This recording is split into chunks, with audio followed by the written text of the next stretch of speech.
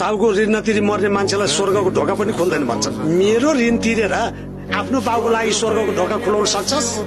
गरिब बनेर नआए प मेरो पनि ठाउँमा मान्छे छन्। तिम्रो ऋण नतिरे मेरा बाबुआमाको अस्तु पनि सेलाउनु, सम्झिराख। अब 1-2 महिनामा ठेला किन्ने पैसा कसो नकमाइहाल्ला र?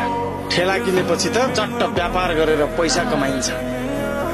गाउँ गएर साउको मुखमा नोटको बिटोले हानिन्छ। त्यसपछि मात्र बाबुआमाको लागि स्वर्गको ढोका खुल्छ।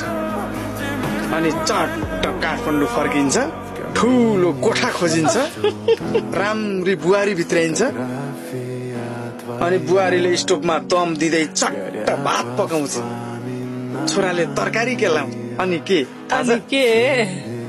आमा चाहिँ टक्क खाटमा यसरी पल्टेर यसो गर उसो गर भनेर काम सिकाउँछ।